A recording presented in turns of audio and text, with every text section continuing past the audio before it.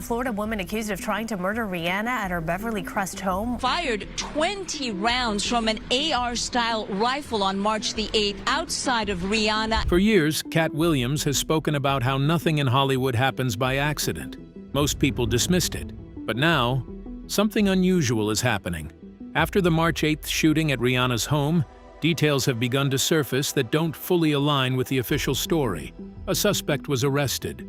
A narrative was given. But questions remain.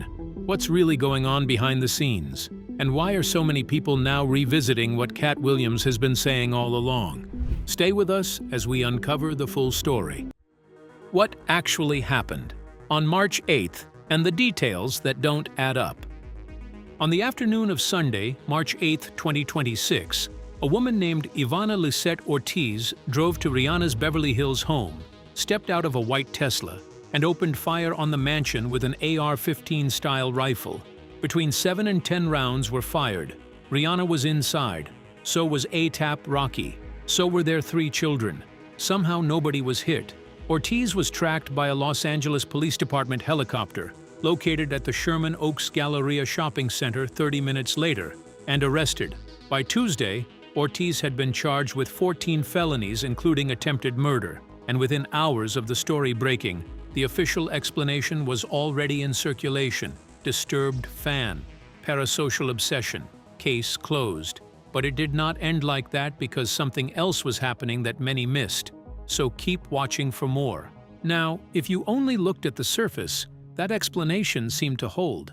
Ortiz's social media history was exactly what the narrative needed it to be. Months of increasingly unhinged posts targeting Rihanna directly.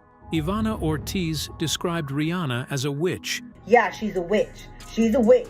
I'm a watchman. A thief, a devil figure who had been stealing her spiritual energy. She claimed Rihanna was jealous of her. She said Rihanna had never made music for genuine reasons, only to practice witchcraft and drain people around her. She warned her followers not to give Rihanna any attention, any energy, or any support. The posts were disorganized, disconnected, and deeply erratic. They painted the picture of a woman who had lost her grip on reality and fixed her delusions onto one of the most famous people on Earth. On social media, she looked exactly like what the authorities needed her to look like, a lone, unstable fan acting entirely on her own. But that is precisely what made people start digging. Because the moment you go one layer deeper, the clean explanation starts developing serious holes. And that is where this story changes completely. The first hole is the one nobody in the mainstream coverage wanted to linger on. Before Ivana Ortiz ever drove to Beverly Hills, she had an active legal case against Live Nation worldwide, one of the most powerful entertainment corporations on Earth and the very company responsible for the promotional infrastructure around Rihanna's touring career. This was not a complaint filed online. This was a verified legal petition entered into public court records. The woman who showed up at Rihanna's home with a military-style rifle had previously taken Rihanna's promoter to court. That is not a coincidence anyone with a serious mind can simply wave away. And once you understand how deeply Live Nation is embedded in the structure around Rihanna specifically, the connection becomes even harder to dismiss. In 2008, Jay-Z partnered with Live Nation to create Roc Nation as a joint venture. Live Nation is the parent company. Roc Nation operates as a subsidiary underneath it. Rihanna is signed to Roc Nation for both her management and her label services, her touring deals. The contracts that generate hundreds of millions of dollars in revenue have been negotiated personally by Roc Nation Chief Executive Desiree Perez. And Desiree Perez is currently listed as a defense witness for Live Nation in their ongoing federal antitrust trial. For context, the Department of Justice filed a major antitrust lawsuit against Live Nation in 2024, accusing the corporation of operating an illegal monopoly across the live entertainment industry by controlling venues, ticket sales, and artist management simultaneously. The trial is proceeding. Live Nation's defense team placed Desiree Perez on their witness list specifically because, as the person who personally negotiated touring partnerships between Roc Nation artists, including Rihanna and Live Nation over many years, her testimony is considered valuable to the company's legal position. Now bring those threads together. Ivana Ortiz has an active legal dispute against Live Nation. Live Nation owns Roc Nation. Roc Nation manages Rihanna. The chief executive of Roc Nation personally handles Rihanna's touring deals and is currently preparing to defend Live Nation in federal court. These are not theories constructed from rumor. They are documented in public court records and confirmed through publicly available corporate filings. The woman who targeted Rihanna was already in a legal battle with the corporation at the center of Rihanna's entire commercial operation. The question of why has not been answered. Then there is the second hole. Ortiz did not arrive in Beverly Hills looking like someone acting on an unplanned breakdown. She arrived in a white Tesla, driving an AR-15 style rifle. Neither of those things is cheap.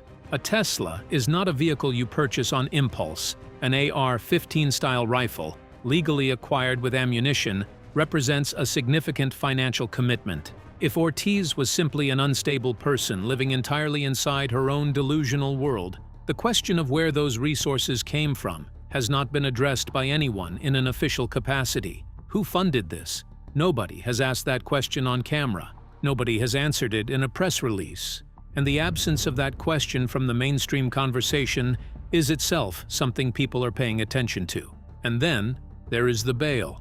When Ortiz first appeared before a judge, her bail was set at $10,225,000, a figure consistent with the severity of what she is accused of doing.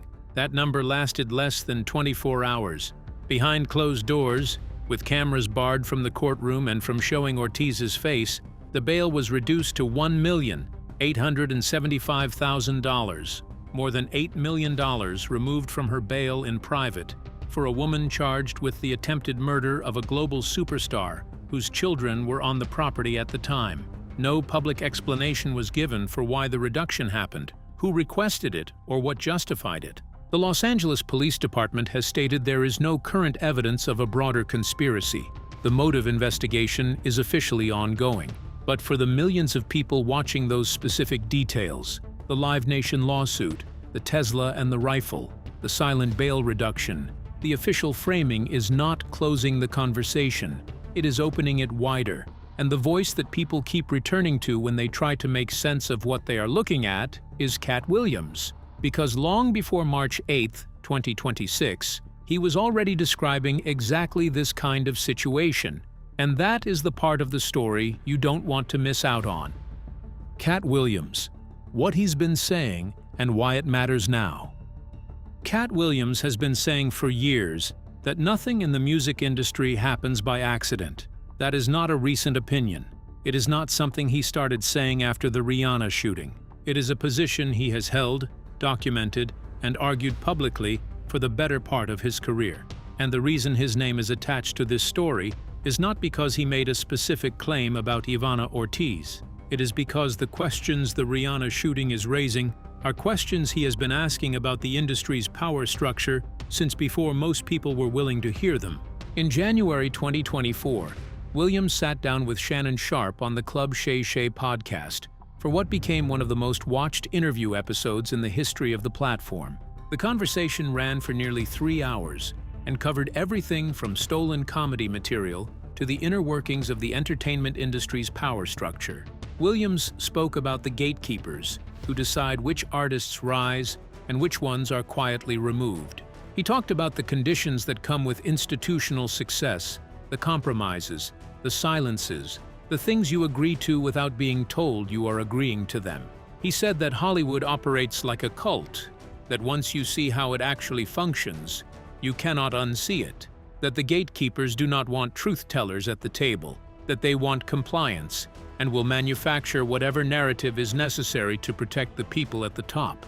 In the same period, a separate interview clip of Katt Williams speaking about the economics of what happens to artists who become inconvenienced began circulating widely.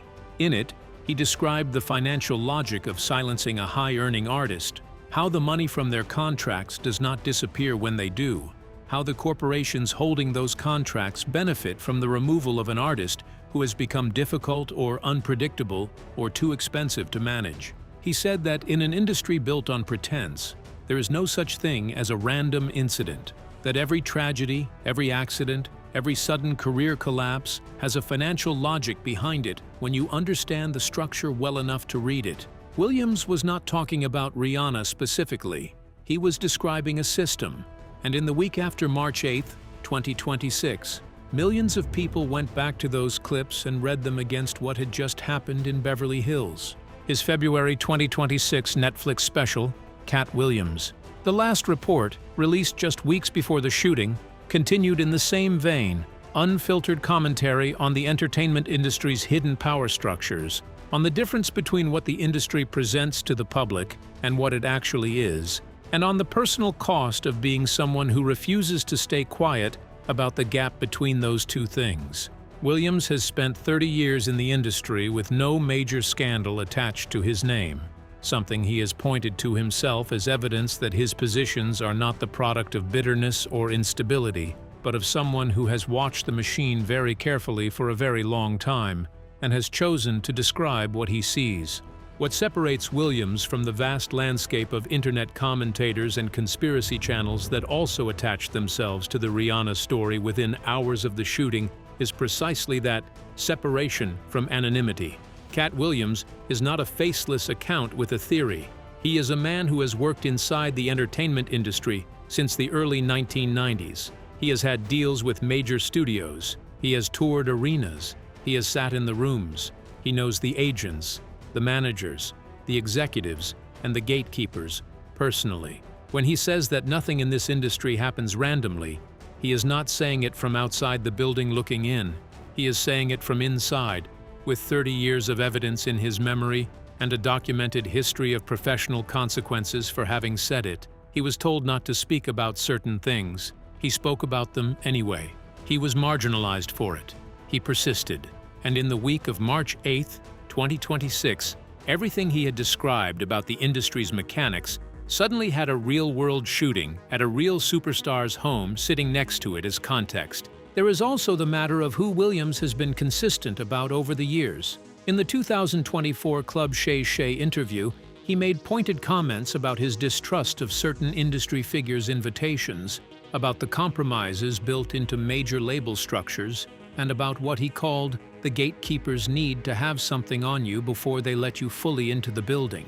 He said that every male comedian who had blown up in the previous 10 years had done something questionable to get there, not as a casual insult, but as a structural observation about what the industry demands as the price of admission.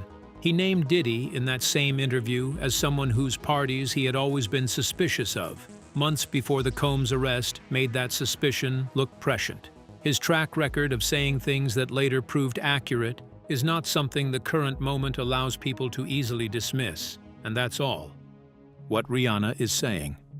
Now, it would surprise you to know that in the days since 10 rounds were fired at her home, Rihanna has not issued a single public statement. No post, no interview, no official communication through her team beyond a single source telling People magazine that everyone was safe. That is the entirety of her public response to what may have been the most dangerous moment of her family's life. And for a woman of her stature, that silence is not empty. It is something that invites close attention, because Rihanna is not someone who stays quiet when she has something to say. Over the course of her career, she has built one of the most powerful personal brands in modern entertainment by doing the opposite. She speaks directly. She shows up visibly. She manages the narrative around her life with a level of control that few public figures ever achieve. When she was expected to perform at the 2015 Grammy Awards and withdrew, she did not disappear quietly. She appeared in a striking red dress that dominated headlines. When her cousin was killed in Barbados in 2021, she addressed it personally, posting her grief and anger without mediation. When A$AP Rocky faced trial, she sat in the courtroom day after day with their sons beside her, making her presence visible, not just to the legal system, but to the world watching it. And in May 2025, she co-chaired the Met Gala, while 8 months pregnant, revealing her third child to the public from the steps of the Metropolitan Museum of Art. This is not a person who retreats from visibility when things become complicated. If anything, she has historically leaned into those moments, which is what makes the silence after March 8th feel so pronounced. It is not just the absence of a statement, It is a departure from a pattern. According to sources close to her who spoke to People, Rihanna heard the shots but did not immediately understand what was happening. The incident was described as terrifying. She reportedly does not understand why anyone would target her family. Another source described her as deeply shaken. These are fragments, indirect and controlled, but they are all that have been offered publicly. Beyond that, the only glimpses of her response have come through images. Photographs published by TMZ the day after the shooting showed her leaving Los Angeles, boarding a flight out of the area without announcement or explanation. By March 17th, when she and A$AP Rocky were seen in Manhattan, the change was unmistakable. They were surrounded by a significantly expanded security presence, multiple personnel positioned at every angle. A couple that had once moved through public spaces with a degree of accessibility had clearly adjusted how they exist in the world.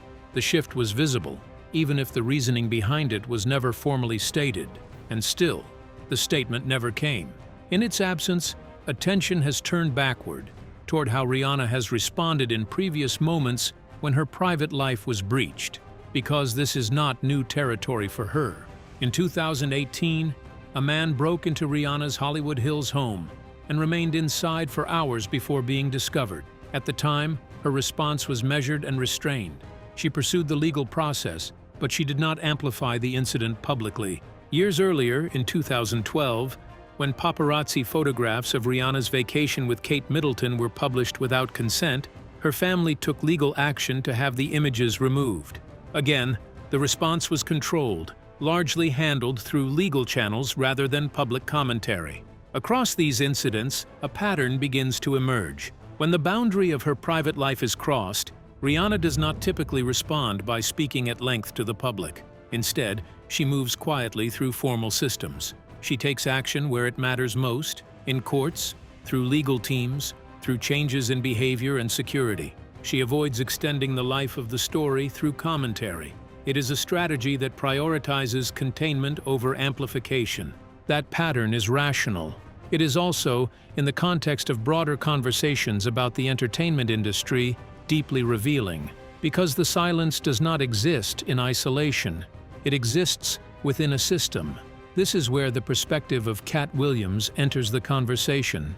For years, Williams has argued that the entertainment industry operates through layers of influence that are not always visible to the public. His claims are often controversial, sometimes dismissed, but they consistently revolve around a central idea that powerful institutions have interests, and those interests do not always align with the individuals working within them. Importantly, that framework does not require a celebrity to be involved in or even aware of any larger dynamic for it to apply. It is not about intention. It is about structure. It is about what happens when multiple incentives converge in the same direction. In this case, there are elements that extend beyond the immediate incident. The reported legal history involving Live Nation, the questions surrounding the suspect's background, the unexpected adjustment in bail. All of these are details that continue to circulate and invite scrutiny. A direct public statement addressing any of them would inevitably keep the story active. It would draw more attention, not less. And that is where Rihanna's response currently stands. Not in what has been said, but in what has not. A single confirmation of safety, a visible increase in security, a departure from the immediate environment, a return to public view under different conditions. And beyond that, nothing.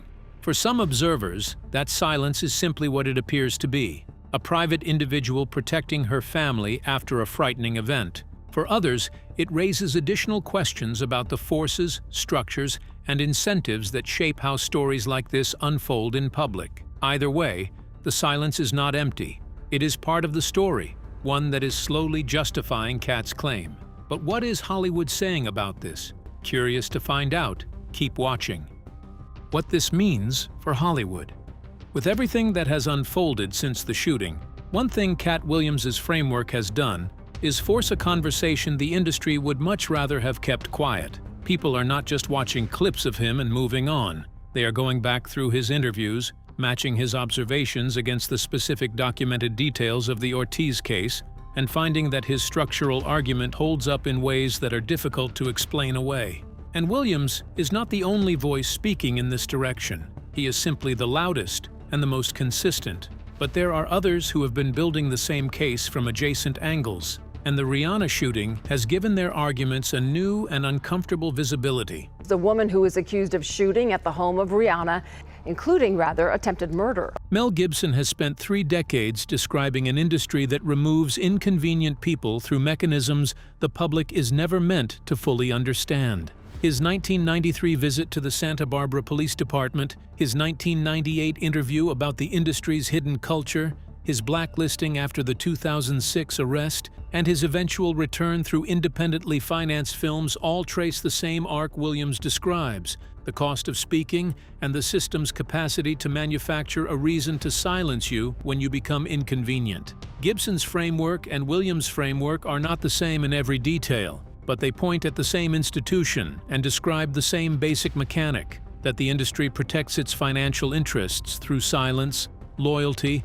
and the selective destruction of people who break the agreement. Since the Rihanna shooting, people who had previously treated both men as fringe commentators have been revisiting that assessment. Corey Feldman has been making a specific and closely related argument since the 1990s, that the entertainment industry uses the appearance of mental instability to discredit anyone who brings credible allegations about powerful people. He has spent decades watching people who raised serious concerns get publicly reframed as unstable, obsessed, or paranoid, while the subjects of their concerns continued operating without interruption. The Ortiz case, on the surface, follows exactly that template. A woman with documented erratic behavior, a history of mental health intervention, and months of unhinged social media posts targeting Rihanna.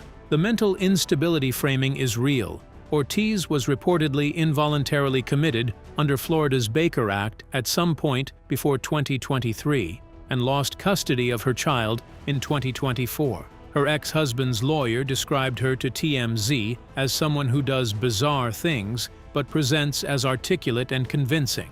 The instability is documented, but Feldman's argument, which now has considerable resonance in this context, is that documented instability and external manipulation are not mutually exclusive. A person can be genuinely unwell and still be a tool. The question Williams and those aligned with him are asking is not whether Ortiz was unstable. It is whether her instability was the full story or simply the most convenient part of it. But Hollywood is not uniformly moving in Williams's direction. The industry still has defenders of the official narrative, and some of them are pushing back with arguments that deserve to be taken seriously. Los Angeles County District Attorney Nathan Hochman has stated clearly and publicly that there is no current evidence of a broader conspiracy in the Rihanna shooting. He has described the attack as willful, deliberate, and premeditated, but framed it entirely within the context of Ortiz's documented obsession with the artist. And we will arrest you, we will prosecute you, and we will punish you if you want to engage in shooting. That is not a minor voice. That is the chief prosecutor of Los Angeles County, with access to the full investigative record, saying that what the evidence shows is a disturbed individual who targeted a celebrity, not a coordinated operation with a financial motive behind it. The Feminegra publication made a similar point from a different angle, arguing that the focus on conspiracy frameworks risks obscuring the genuine and documented danger of parasocial obsession in internet culture, that millions of people are building fixations on celebrities they have never met, and that the Ortiz case is a product of that broader cultural problem, not evidence of a corporate assassination plot. That argument has merit. It does not answer the Live Nation question or the bail question, but it represents a legitimate counterweight to the direction the online conversation has been moving. And here is the kicker. With Williams's voice gaining ground, with Gibson and Feldman lending their own histories to the structural argument, and with the Live Nation connection sitting in public court records without an official explanation, what does any of this actually mean for Rihanna right now? The answer is uncomfortable and surprisingly simple. A growing number of people do not believe her. Not in the sense that they disbelieve she was shot at, the evidence of that is overwhelming, but in the sense that they do not believe the full truth of what happened on March 8th has been made public. They do not believe the official framing of Ortiz as a lone, unstable fan is the complete picture. They do not believe the bail reduction happened for procedural reasons with no outside pressure, and they do not believe that Rihanna's silence is purely personal. The industry has spent decades teaching the public to accept the first available explanation for anything that happens inside it. Katt Williams has spent 30 years arguing that the first available explanation is almost always the one designed to protect the people who cannot afford the real one becoming public. And right now, in the specific and documented circumstances of the Rihanna case, the number of people who are choosing Williams's explanation over the industry's is growing. That is what this moment means for Hollywood. Not that the conspiracy is proven, but that automatic trust is gone. And without it, every official explanation sounds like the beginning of a story, not the end of one. What do you think? Was the Rihanna shooting a random act of fan obsession? Or does the connection between Ivana Ortiz and Live Nation point to something the official narrative is not fully addressing? Share your thoughts in the comments below. Remember to like, share, and subscribe for more. And click the next video on your screen. You will not want to miss it.